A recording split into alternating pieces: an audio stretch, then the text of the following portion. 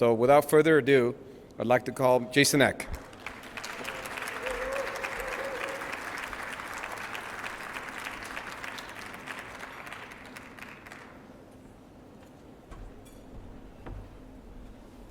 I'm really honored to be with you guys here today. I think we really have a lot of shared connection with trying to grow this community, to sell this community. I think that's one of my biggest jobs, is building belief in our players, building belief in this community, and also athletics frequently becomes the front porch and the most recognizable part of a university and even a city. I think back to our bowl game this year. New Mexico had not been into a bowl game since 2016, and they had not been to a bowl game that was outside of Albuquerque since 2004.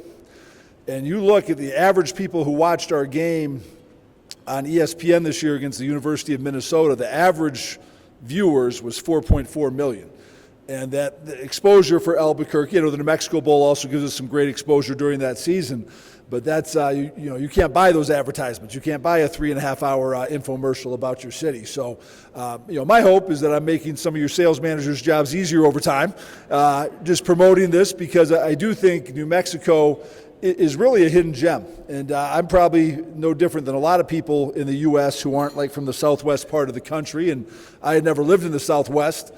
I didn't know much about Albuquerque, until I really started talking to the athletic director at the time and getting involved with it. And then as I did my research and talked to people who had been here, I kept learning a lot of great things about this. And I talked to people who lived it and said they loved their experience. And sometimes your opinion can be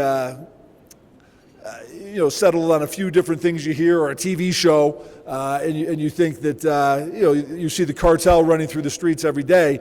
But we've enjoyed it. My family has loved our time here, loved our experience. There's so many great things about this city, so many great hotels, a great airport that I think really makes travel very easy. I love flying out of the Sunport.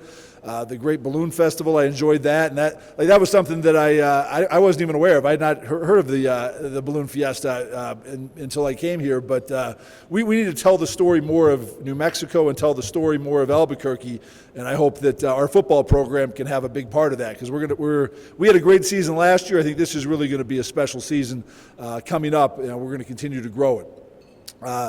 To recap, kind of what we've done, in this past year.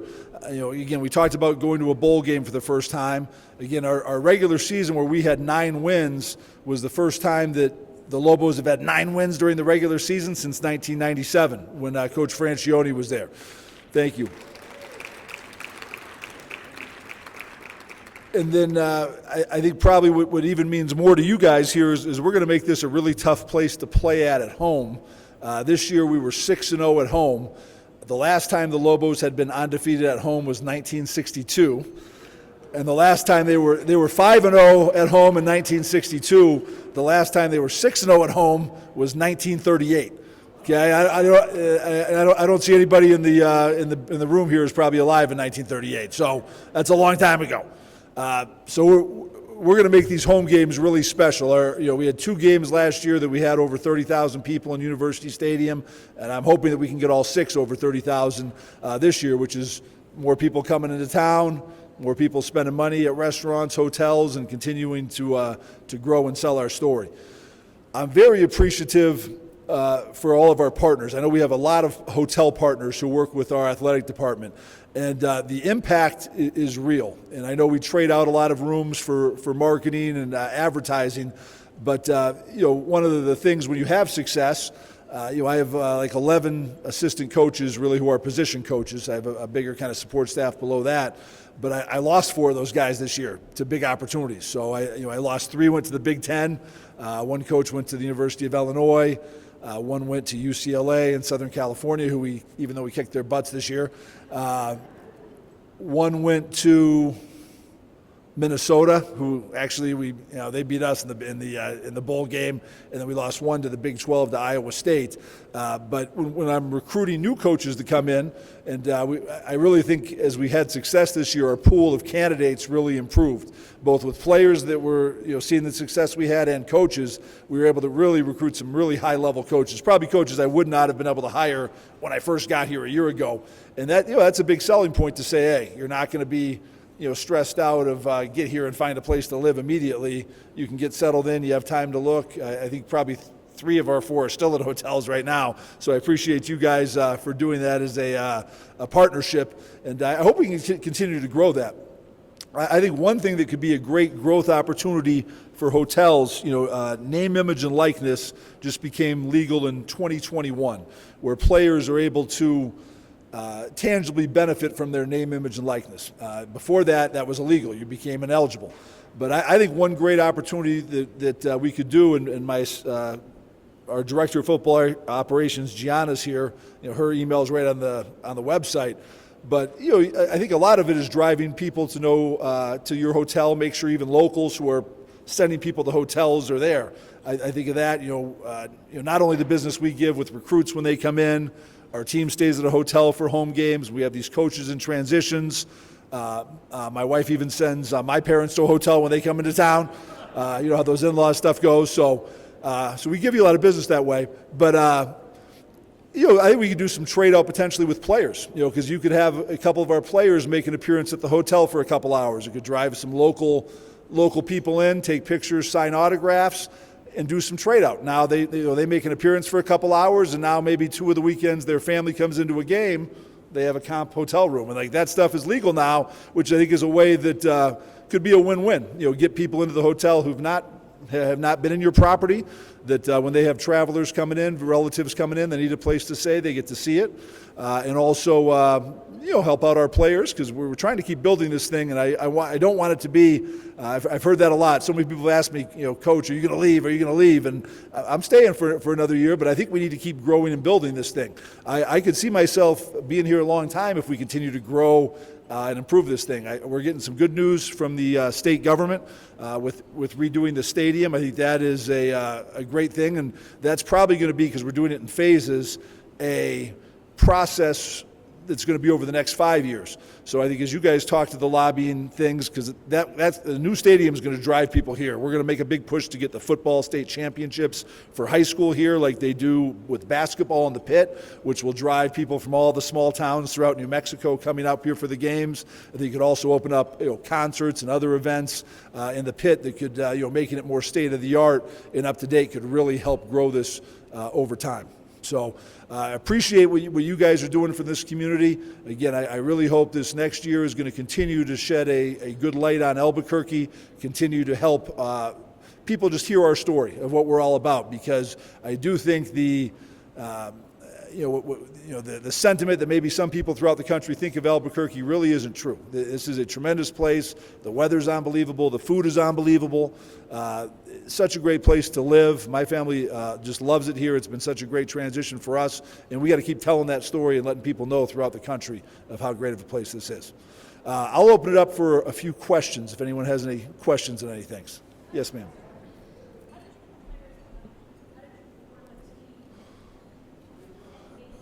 Yeah, I know that it's probably the same thing you guys are trying to do at a hotel where you're having turnover.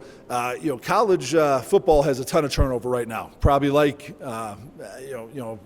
industries where you're paying hourly employees. Last year's team had 109 players. We had 34 that were on the team the year before I got here, when the former coach was here. And then we had 75 new players. So the one thing that we really focus on is building relationships. We do something that's a little unique is, we do once a week what we call a non-football meeting. We have a lot of football meetings, but we have a non-football meeting where we break up our team, because it's still pretty large, 109 people, break it up into small groups.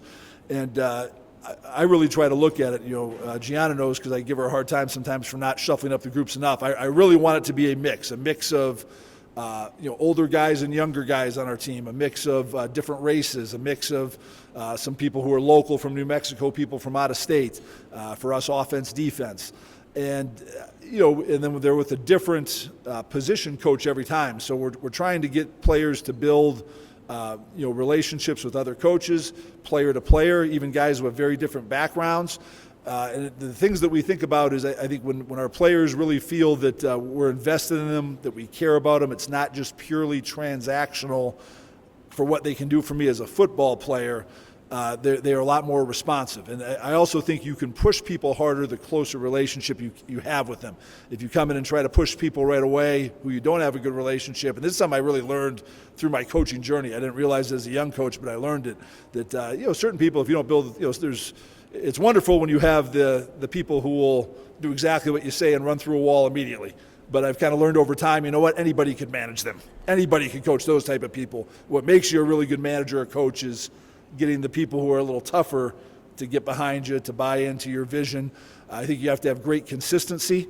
We try to have a lot of the same message through many voices, so like my staff, our strength coach does a tremendous job. He's with them around, like talking about the exact same things I'm talking about. Because I think the more you hear the same message from different voices, the more it sinks in with people.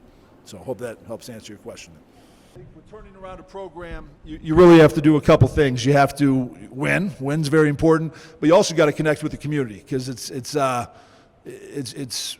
why would anyone listen to me if I'm telling you come to our football games next year or buy season tickets if I didn't come to your event, if I don't show up in this community? So we want our team and our coaches and our players to be very involved with this community, because I want our team to represent this community. I thought our team did last year. I thought we had a tough team. We were gritty. I think we had a lot of pride with how we played, and that's kind of how I feel New Mexico is. I think it's a tough community. I think there's a lot of pride in this state for being a part of it, and again, I want our team to represent the state. JC.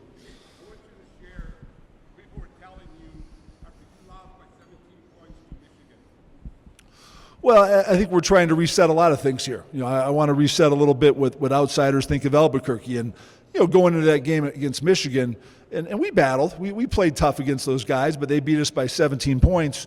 And I've never gotten so many compliments over a loss, because people were so proud of that we were tough and we competed. And I said, this will be hopefully the last time that ever happens where people are complimenting us, because we have to change our expectations here. Yeah. Yeah, and really that's and I knew that going in, and I knew coming here that would be the only year we have low expectations, because we're going to have high expectations from here on out as long as I'm the head coach here, and we're going to reach those high expectations. Other questions? You guys are an easy group.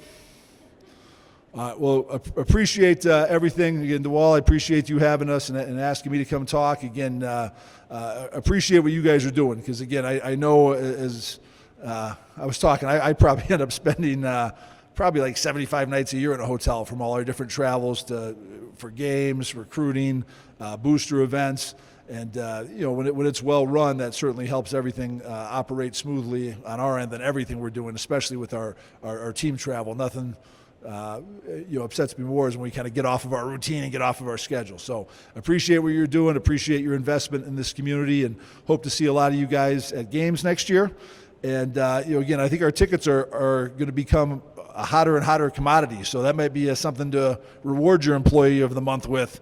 If you're a manager of a hotel and say, hey, you're getting 4 free tickets if you're the employee of the month or the employee of the week.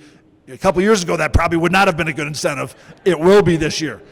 And, again, I'd love to see some growth with, getting some of our best players on the team, and we can help that, because, again, our players are going to keep becoming more noticeable in this community as we're winning, like the basketball players have always been here. Can help drive some business to your hotel, and also create some opportunities as we try to retain these guys who are trying to get pride away from other teams. So thank you. Yes. This year you're playing Oklahoma. How do you feel with what happened last year?